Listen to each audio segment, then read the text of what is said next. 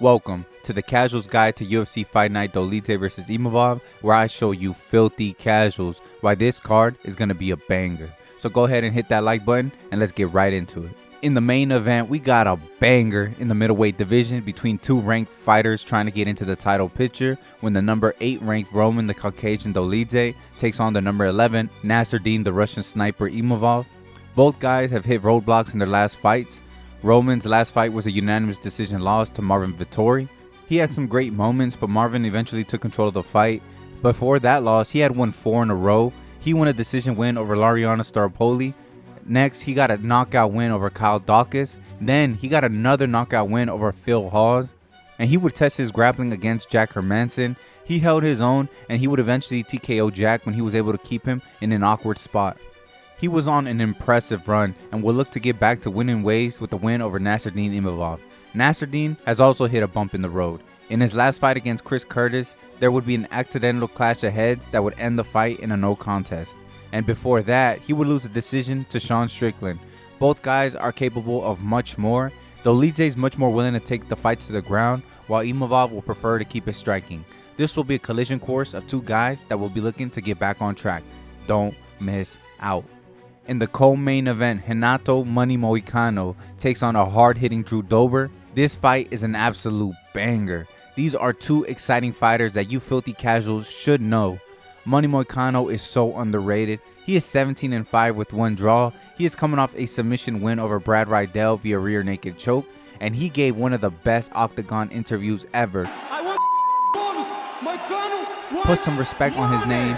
He wanted some respect because in the fight before, he stepped in on 5 days notice to go 5 full rounds with RDA. He's a solid striker, but he makes his money with his grappling.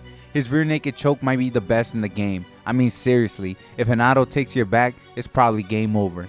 He has rear naked choke wins over Alexander Hernandez, Jai Herbert, Damir Hadzovic, and Cub Swanson. And those are only the ones he has in the UFC. He might want to take this fight to the ground as soon as possible because he's facing a powerful striker in Drew Dober.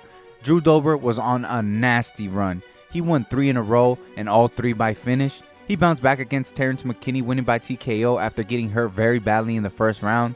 He would follow that up with a body shot TKO against Rafael Alves in a fun fight that would give us this iconic highlight. Then he would knock out Bobby Green in the second round after getting hurt early once again. He would suffer a knockout loss to Matt Frevola, but he would bounce back big with a knockout win over Ricky Glenn. Both guys are must-watch fighters, which makes this a must-watch fight. Don't miss out. Oh man, we got a banger in the welterweight division for you casuals when Randy Rude Boy Brown takes on the king of Kung Fu, Muslim Salikov. Randy Brown was flying under the radar for a while as he racked up 4 wins in a row over guys like Alex Oliveira, Jared Gooden, Chaos Williams, and Francisco Trinaldo. He would get set back as he was matched up with the red-hot Jack Della Maddalena. He would get caught early and get finished by submission in the first round. It was a huge step up for competition for him, and unfortunately he couldn't get it done. But he would bounce back with a decision win over Wellington Turman. His height and reach are always a tough obstacle for his opponents to deal with. He is 6'3" with a 78-inch reach. He does a decent job of fighting from range, although at times he can get sloppy. And he's going to look to keep Muslim Salikov at range. The king of Kung Fu is a heavy-hitting striker himself.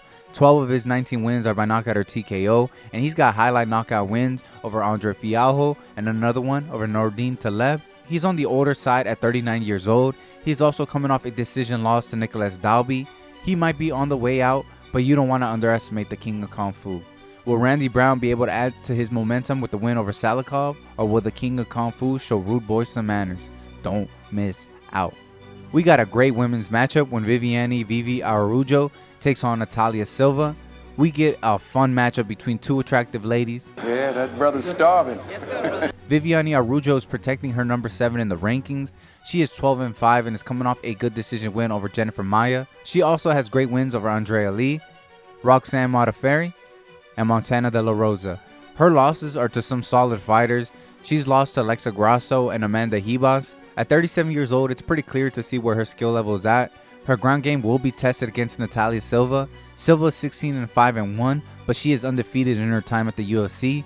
She made her UFC debut winning a unanimous decision over Jasmine Jasudavicius. She would follow that up by finishing Teresa Bleda by TKO and taking away her O.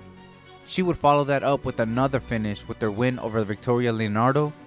In her last fight, she would get her biggest win yet with the win over a ranked Andrea Lee, where she would win by unanimous decision. She has been getting better and better and has finally gotten into a groove. And at 26 years old, she is a fun prospect to look out for. It's a classic veteran versus prospect matchup.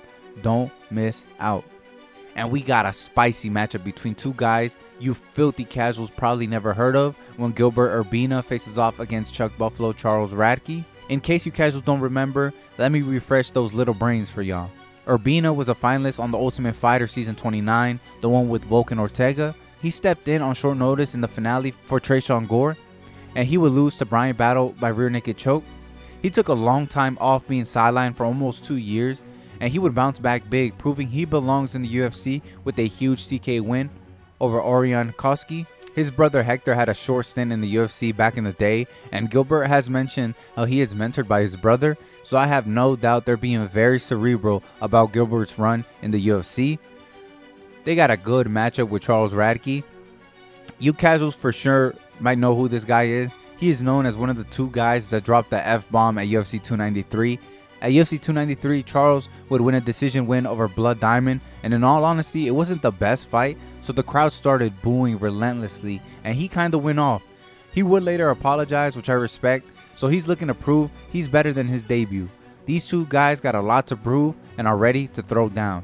Don't miss out. We got a classic striker versus grappler matchup when the Black Wolf Aliashkov Kizrev takes on Mahmoud Makhmuradov. The Black Wolf is undefeated at 14-0. He, like half the roster now, earned his contract on the Contender Series, and he would submit Henrique Shigemoto via rear naked choke. He would make his UFC debut almost 2 years later when he would take on Dennis Tululin and finish him via rear naked choke in the second round. He is at his best when he is grappling, and don't you casuals worry, when this guy takes his opponents down, he is always looking to finish. Whether it's a submission or some ground and pound, he is always looking to end the fight. This might be the best path to victory as he is facing a powerful striker in Mahmoud Muradov. Mahmoud has some devastating power.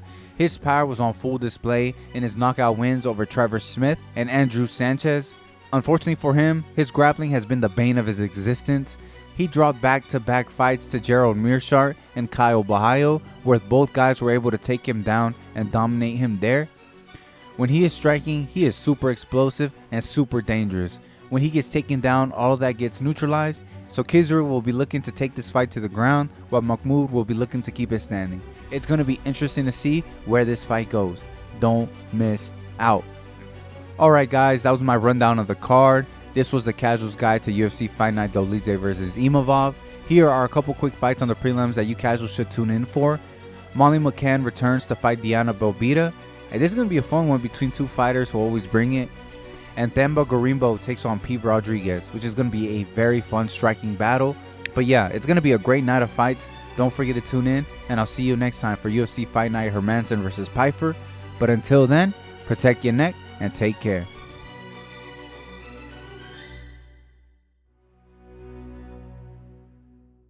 Crazy about you. They said brother, they smash who you. cares? Who cares, brother? Who cares, brother? Who cares? Today,